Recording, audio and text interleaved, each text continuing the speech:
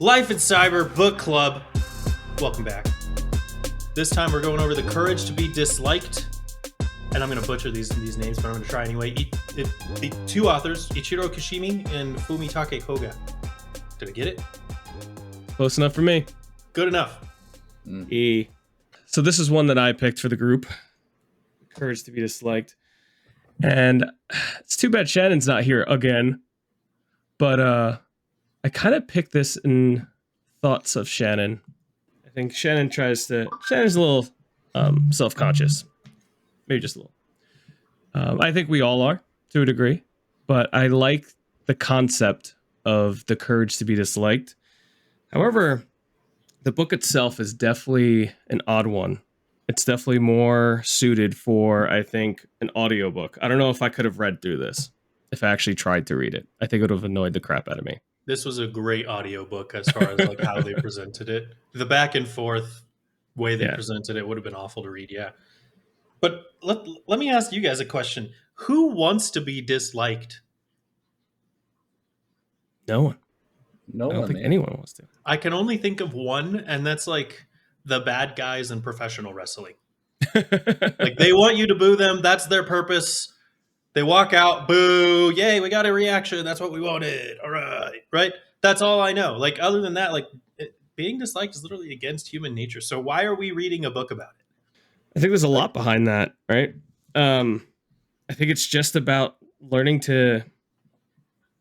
All right. So I'll go like this.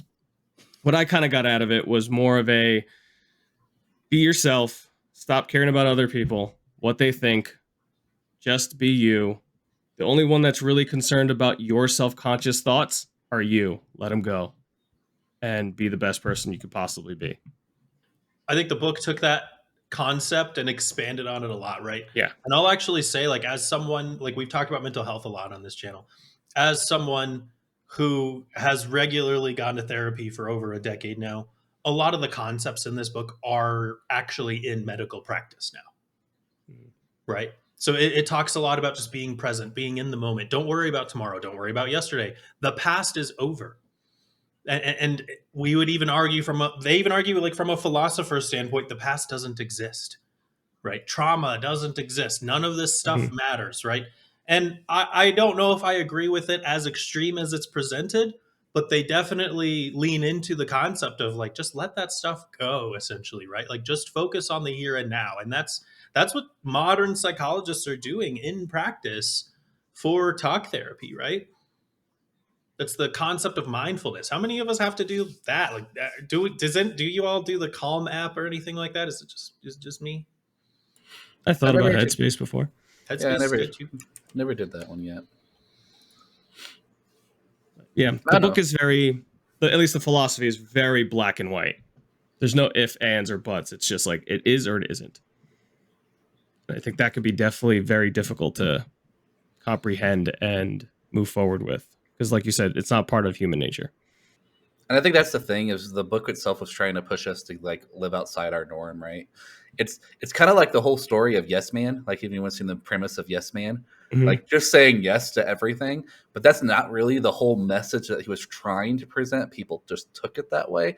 I think the book was trying to do the same thing. Like Adler was trying to go like, he would say, hey, don't let the past determine your future per se. That was a whole first section.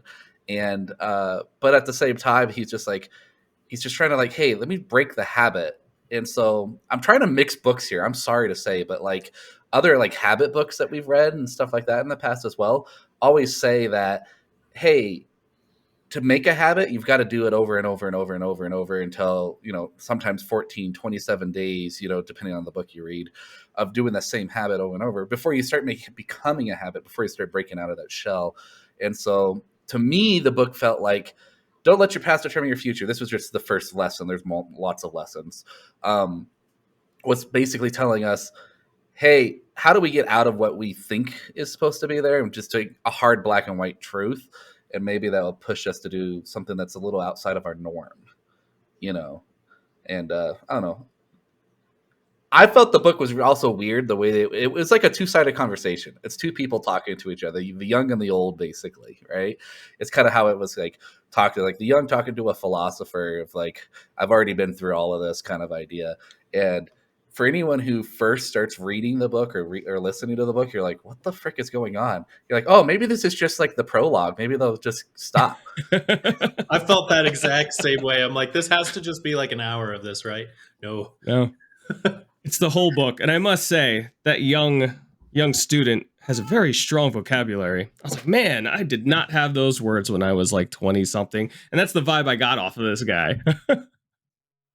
I had those words when I was 20 something. You just need to read more, Josh. I do. I'll admit.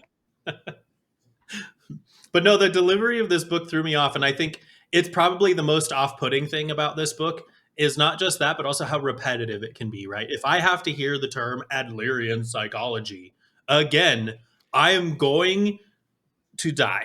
Like, I literally am so annoyed by how often they said that phrase.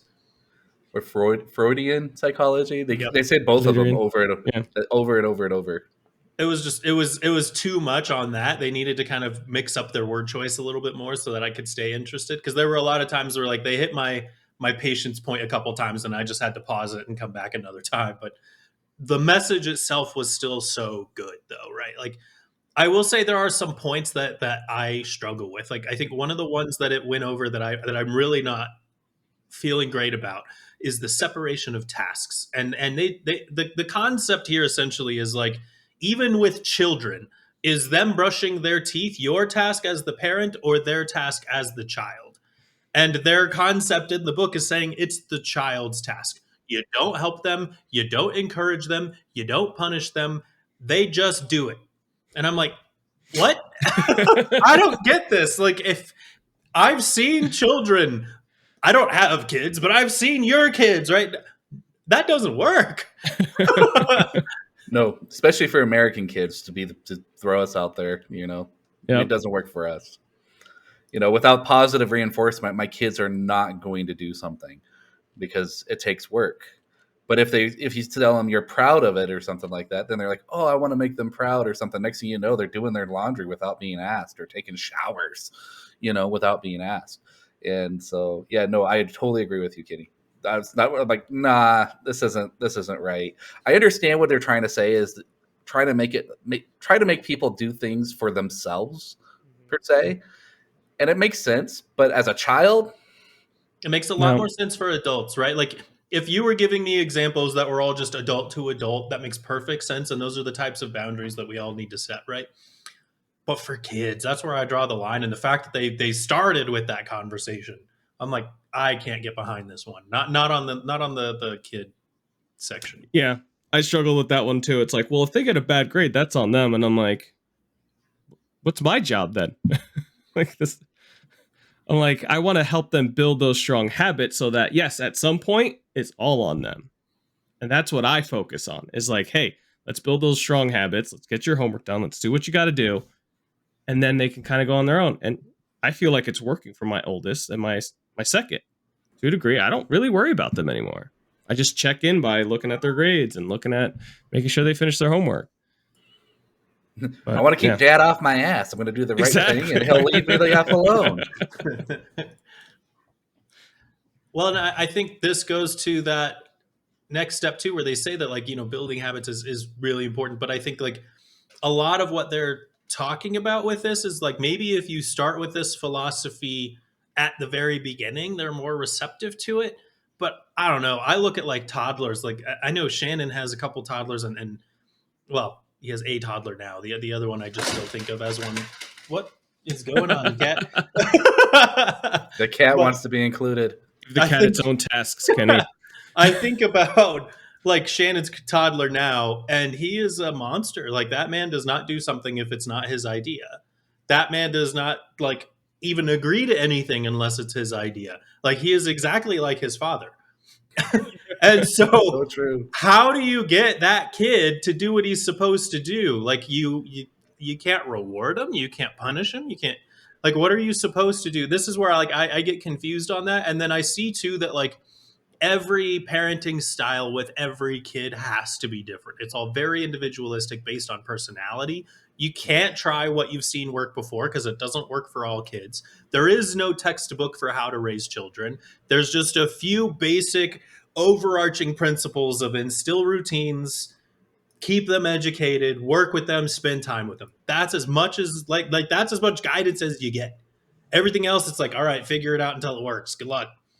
Like, how can you say that there's a specific psychological path that leads to that success? That's I'm probably stuck on this point too long, but that's the one that I really disagree with.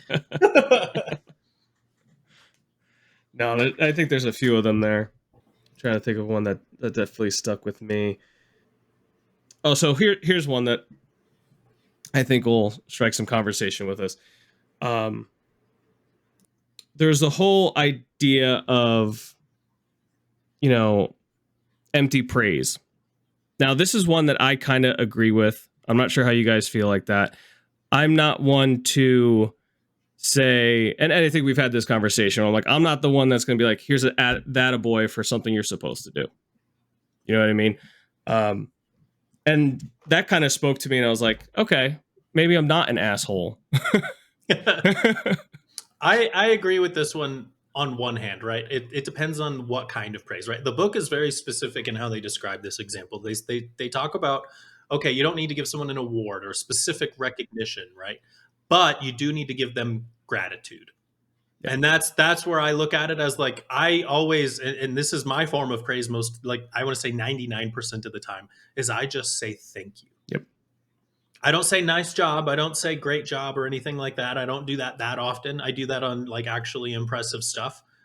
But I do say thank you on everything. So even every single time a waiter comes to my table, even if it's to ask if I need more water and the answer is no, it's thank you. When I get off the bus, I tell the bus driver thank you, right? Do I have to? No, I just like to. Because they technically did something. Yeah, they're getting paid to do it, but they did a thing and I received the thing and that service was getting me home. Thank you.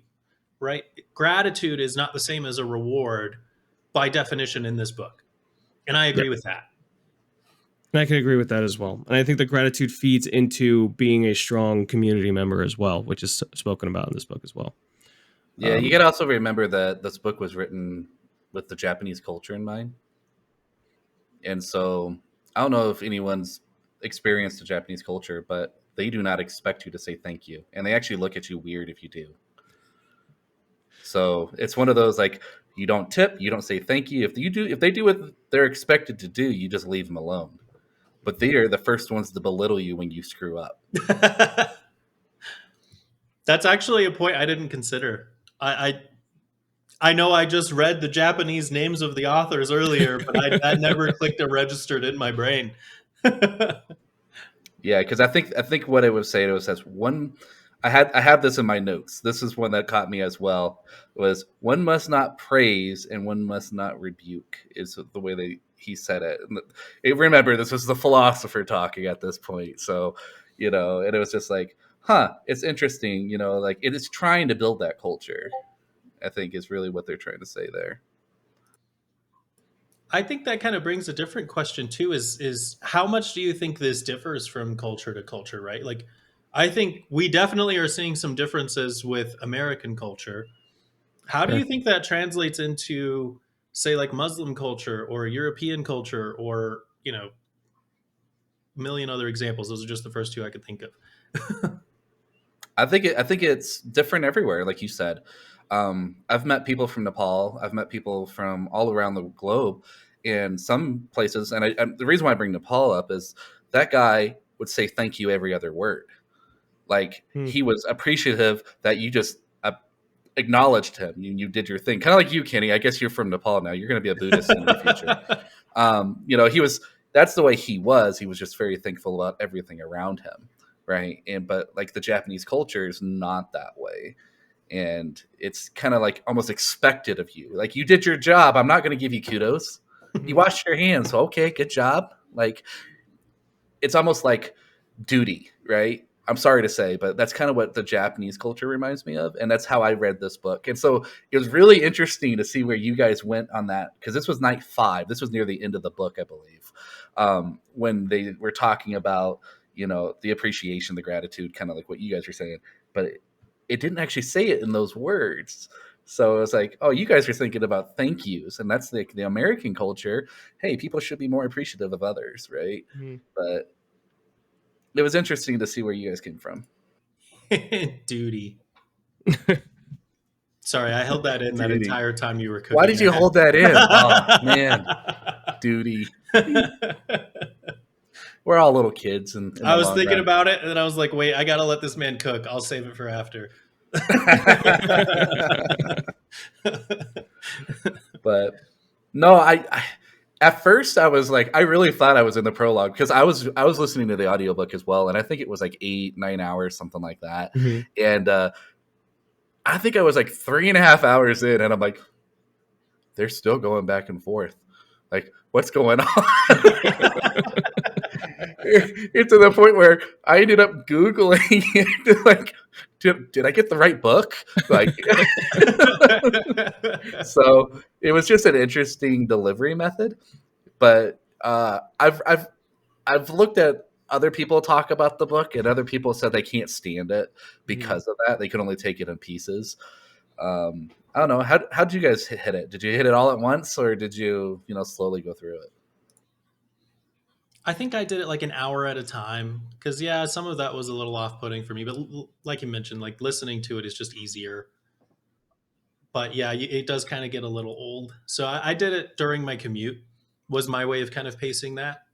And as an audiobook, it's only about 9 hours long, so it didn't take long at all. It was like, a few days. So I don't think that was miserable. I'll tell you a secret. I listened to it on 1.5. That's actually a pretty good idea because they don't necessarily speak too quick, so it worked out. Yeah. So I guess, yeah, you could probably get it done in about 6 hours then.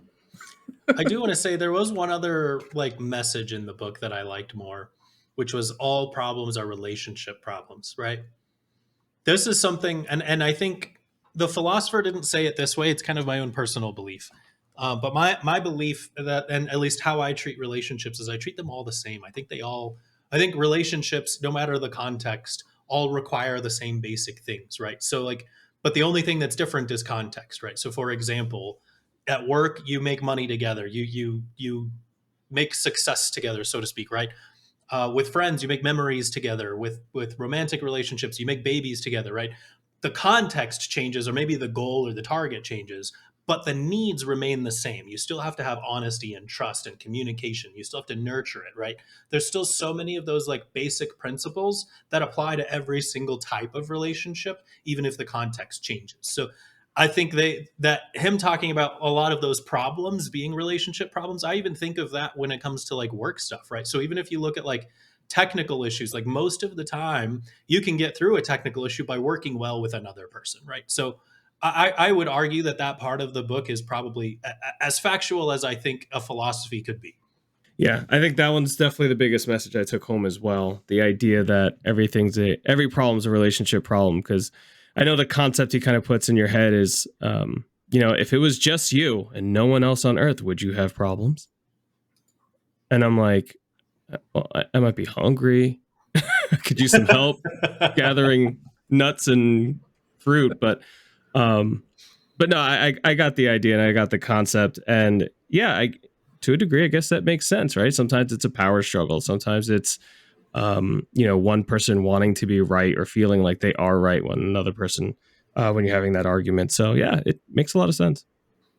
Yeah, I think the way I wrote it in the notes when I sent you guys over earlier today, I said, "All problems are relationship. Don't be a hermit." I think that's all I took out of it. Yeah, Shannon. But I mean, that's what I thought, like, because if you think about it, I was just like, it's kind of what he was trying to say, because he kind of hit on it in a couple different sections of the book. So I think it was section 2 and section like 4 or something like the center of the world one, or whatever he freaking called it. But the big thing he was saying is like, oh, don't be a hermit, and then also saying, hey, not being a hermit could also help you with having good relationships, helps you internally as well. and like finding belonging, finding happiness in what you do. And I'm like, this sounds like a familiar technique. We were just talking about the algebra of happiness a couple months ago, and it kind of like, it came like full circle for me. Mm-hmm. So I don't know. I thought it was an interesting take.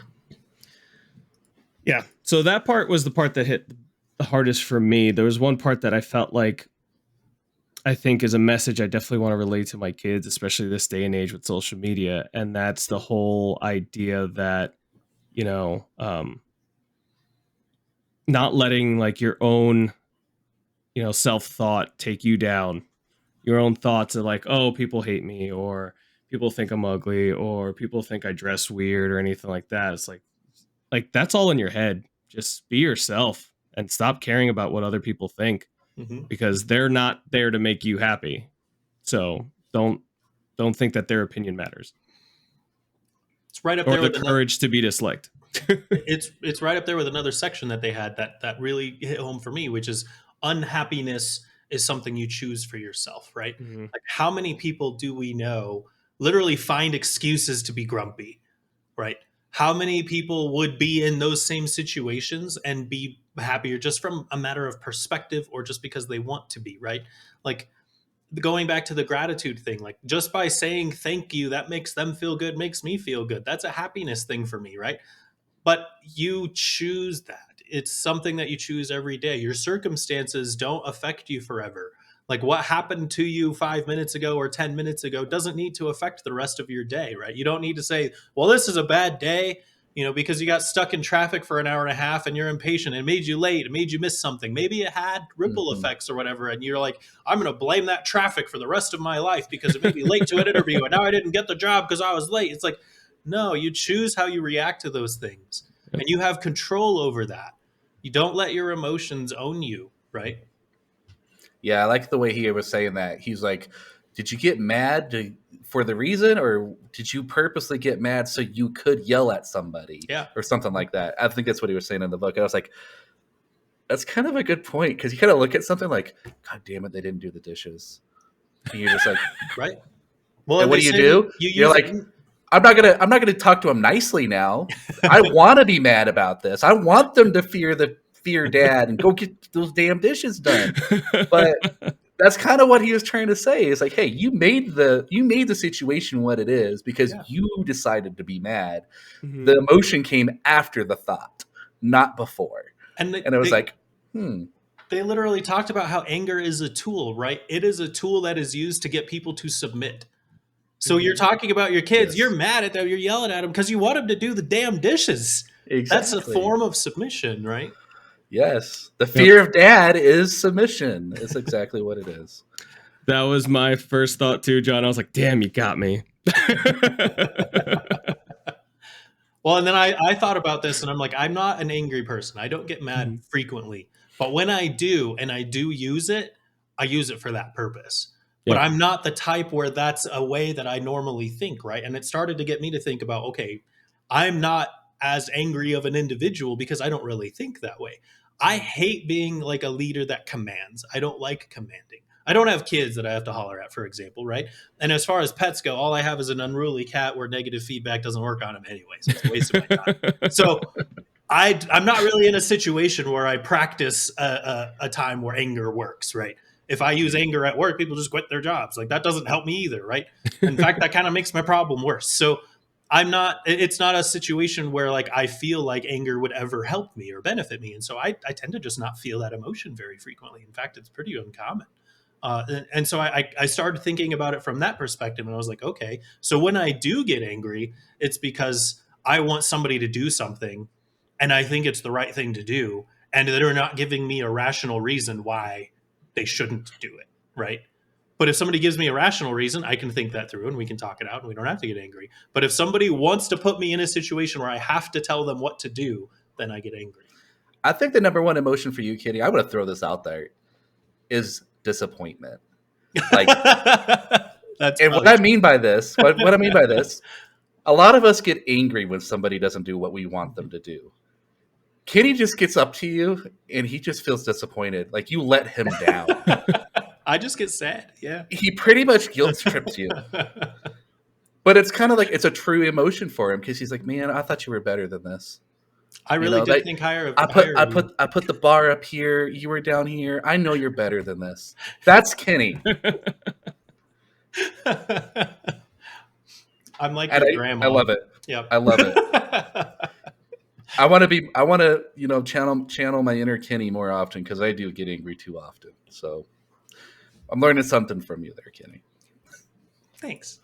I think it's because my testosterone levels are really low, but thanks. I don't think so, but okay. I'm like, no, it's just I didn't take it from that point of view either from you. Like I'm coming off the book here, but it's like you don't have the children right now. You know, you don't have children, so you don't have those initial emotions. Because I'm sorry to say, most parents get these anger emotions right off the bat. Yeah, because they want their kids to do something, right? Right. Yeah. But it's kind of an interesting twist of saying, hey, using that proud moment. Remember how I was just talking about that? Like, hey, if you try to make the kids feel proud of what they do, like Kenny is like that reverse psychologist you don't want as a parent. Because he's just going to mess with your head the whole time. And then 20 years later, you're going to become an adult and you're like, God dang it, I know exactly what he just did. And it's going to take them until they're an adult before they even realize it. That son of a bitch tricked me. Damn it, I'm successful now. What the hell? I do this with students all the time, and they catch on to it after they leave, and they're like, "Is this why you said that?" And I was like, "Gee, I wonder." I don't know. I feel like Kenny would have a really smart kid where it like just flips on him, and I think that's why I yell at my kids because they know when they know when I'm pushing and when I'm not, and they just know me so well, and they're also. I feel like I get angry at the parts of them that are me, where I'm like, that's the way I would have gotten out of this. And I hate that he's pulling this shit. That's the part. I don't like that part. Don't do that. Exactly. No, that's great. Have to sit the kid down and be like, I invented that tactic, you little douche. Yeah. You think you invented that? That was my line.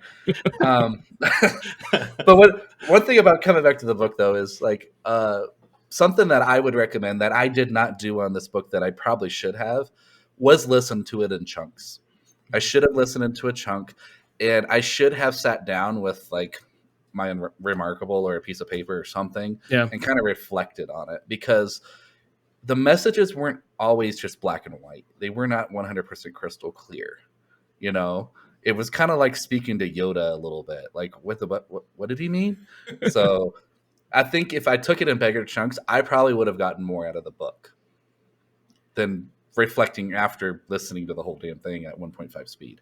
You know, I'm the same way. I wish I took notes. Like I listened to it, I did it in chunks, but I wish I took notes because there's so many like nuggets of wisdom. But if you just listen to the conversation, they kind of come rapid fire almost, even at regular normal speed.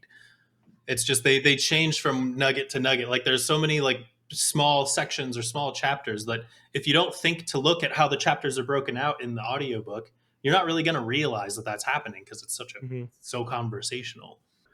All right. Well, I think we're coming to the end of this one. So are we going to do our ratings? Kenny doesn't like point ratings though. So no, decimals are for cowards. So we'll have to do 10. We'll have to do 10. I have the courage, okay? But I don't think I'm going to do a decimal on this one. All right. Who's going first? I'll go first since I picked this one. I didn't really read the other two, and I'm not going to read as much as you guys do because I just don't have the time right now. But I wanted to get one in before spring made things really busy for me. I'm going to give this one, because I'm not going to do decimals, I'm going to give this an 8. I did really like the messaging.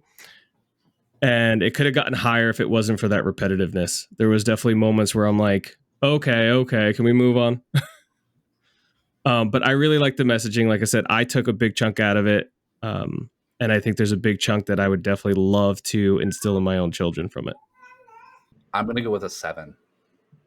7's still a solid score. I think it's something that I would recommend for other people to read. I would not recommend this for someone under the age of 18 because I don't think they would get any messaging out of this. But someone who's in college trying to find themselves, or even a post-college of an adult who's just like lost and they want to find themselves again, then I would definitely recommend the book. But I do recommend reading it slower and ingesting it slower, just because I went too fast. I may have gotten more out of it if I went slower, and it may have been a higher rating. But I'm going with a 7. I'm going with a 7 as well. I was tempted to do an 8 because the message was so good, but there are enough points here that makes me want to downgrade it just a smidgen.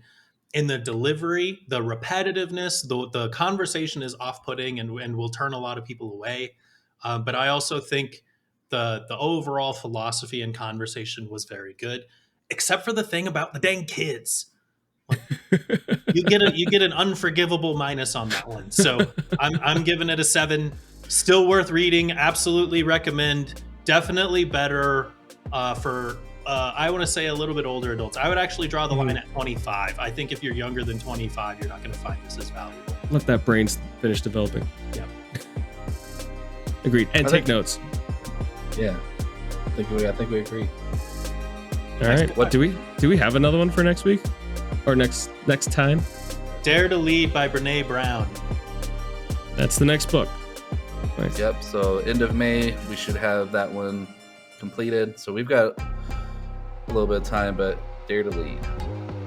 All right. Thanks for joining us for Book Club. This has been Life at Cyber. We'll see you next time, nerds.